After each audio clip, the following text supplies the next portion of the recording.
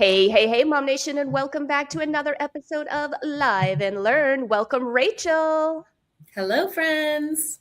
Hi there. So excited to have you on the show today. But before we jump into all of the juicy goodness that I know you want to share with us, Rachel, pertaining to moms and taxes, I just want to ask our audience out there, if you're finding value in these videos, guys, please, you know that you don't pay for it. This is totally free content and it has been for years. So what you can do though, again, if you're finding value, is up at the top of, if you're watching on YouTube or whatever platform you're watching on, just click to follow. That sends us a big old hug and tells us that yes, we are doing wonderful things here and you are finding value in that. So thank you so much, guys. And let's hop right into it, Rachel. I am really thankful, so thankful to have you on the show today because it's tax time. It's tax time. So much fun for everyone. And you especially, I'm sure you probably don't even sleep during this time. You know what? I could not just like forego it, eating, sleeping. It's just out the window for the next couple of months, but it's fine. It's fine. It's fine. Well, anyway, we know what we're getting into when we go into this career. So you just got to be ready. Family's ready. Kids have meals prepped. Like we plan for it. We're good. You've got this down. I love that. Yeah. We might have to have you back on the show so we could talk all about prep and that kind of thing too. And what do you do to prepare for this season so that you can be there for your clients, as I know that you are. So there's been some changes, yes, in taxes. And again, this show is geared towards moms. So give it to us, sister. Spill the tea. What's going on? So some changes are relatively minor. Some changes are pretty major. A couple of things that are going to affect everybody with dependents with kids is that the child tax credit has increased by a couple $100. Mm-hmm. Last year, most people got $2,000 per kid. This year, it's going to be $2,200. So that's something that hopefully people will feel. But then, you get into the cost of childcare and new shoes and all that kind of stuff. Maybe you don't feel it as much, but it's a little bump that will be helpful. So that's really nice. One of the other things that is pretty major about, with kids this year is the creation of the 530A accounts that are also known as the Trump accounts. Mm-hmm. And what those are really going to act as retirement savings for kids starting now. Now, what the federal government has said is that they are going to fund $1,000 into these Trump accounts for all children that were born in 2025, 2026, 27, and 28. So really, really great benefit for kids. One thing that moms need to make sure that they get done, though, to create those accounts is to create the account. So there's a couple of options to do that. One option is to file what's called a Form 4547 with your tax return. Now, what that'll do is that'll open up account that will be available mid-year. They're talking July is when those accounts are going to start to be opened. Mm-hmm. The other option to open the account would be to go directly through the website, trumpaccounts.gov, and open it there. So if you forget or for whatever reason, don't file the form for your kids to open those accounts with your tax return, or you need to do it sometime later, you do have another option to create those accounts. Now, in addition to the $1,000 that is being funded for newborns, the Dell computer family has contributed a good chunk of money so that kids 10 and under will also be funded $250 into their Trump accounts. Wow. Which is a great benefit. And if you think about, compounding growth and, the opportunity that those accounts have to grow until a child turns 18 or even beyond that, it's a really, really good opportunity to start saving for your kids without you guys really having to contribute to it. Mm-hmm. Parents will have the option to contribute $5,000 a year after tax money into these accounts. But what some corporations are doing, one of those is Intel, and I know that there's a lot of Intel employees local around here. For sure. Intel has committed to funding $1,000 for employees' children into these accounts. So really, really great benefit. And I definitely encourage people to take advantage of these benefits, especially if their employer is offering this kind of incentive. Because for businesses, those contributions on the employee's children's behalf will be a deduction. So also a really, really great benefit for business owners to look into for their employees.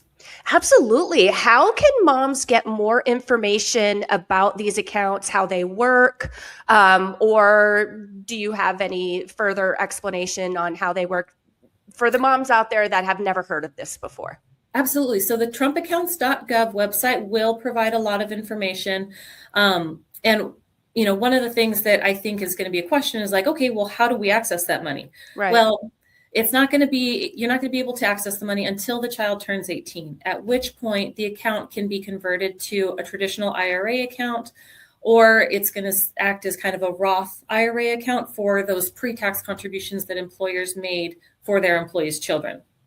So there's still a lot of details that I think will be sorted out and information coming later that we'll need to make sure we pay attention to. But again, a really great benefit for your kids to make sure that you're utilizing now. And then we'll, kind of deal with the minutia and the details later. Yeah, no, I love this. And so just to be clear, there is no upfront contribution required from the parents to start these accounts, correct? No funding required for the parents. The money that is, if you do elect to put money in there and the money that will be funded from these other sources, there are going to be limited investment options. So they're going to be in safe investments. They're going to be in ETFs. They're going to be in mutual funds. They're not going to be in real high risk investments. So something to consider if you do want to fund something for your children, but you want to do something that maybe is going to be a little bit more aggressive, this might not be the best place to put that money. But if you have money available that's going to be essentially free to you, why not use it? Take advantage of those. And especially the tax deductions for the business owners. Those are going to be really nice too. Absolutely. I agree wholeheartedly. Anything else that could be important for moms to know or directly pertains to moms and families? So one of the other things that I think is going to hit a lot of people, a lot of families, is the deductions for overtime and tips. Now, the way that these are being calculated is a little bit different than I think most people realize. It's not going to be a deduction for the full amount that you earned in overtime or in tips. So for overtime, the only deductible portion will be the half of the time and a half. So it's going to be really important when you're submitting giving your documents to a tax person or doing them yourself.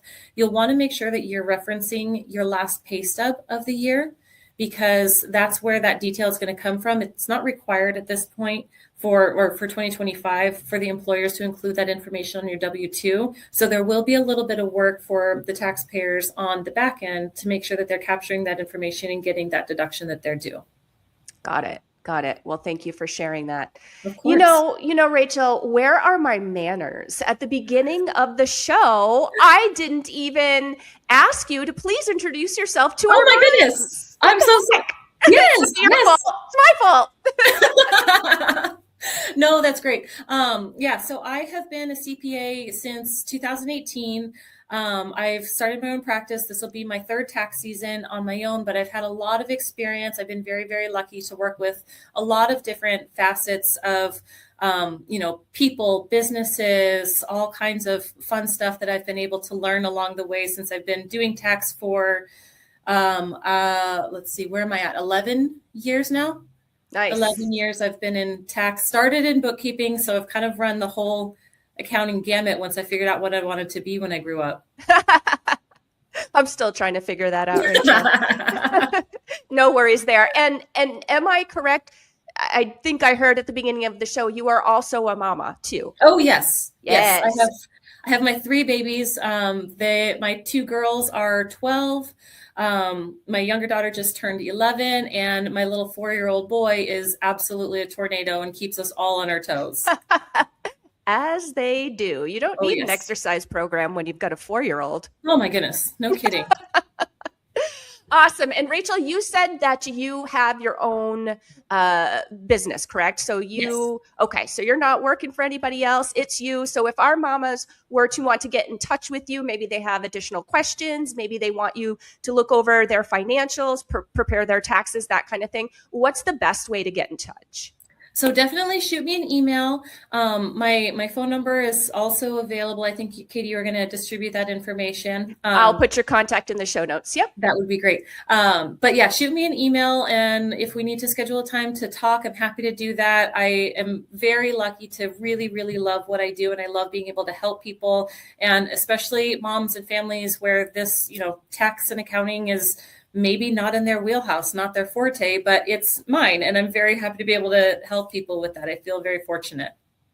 Awesome. Well, thank you again for being here, for sharing your expertise, and for sharing some really big news, because I feel like those accounts are pretty cool. I mean, man, as you were talking, I was thinking, all right, my kid doesn't qualify. He's too old. Darn it. Wish that was around when he was born. But for those moms that can take advantage of it, definitely do.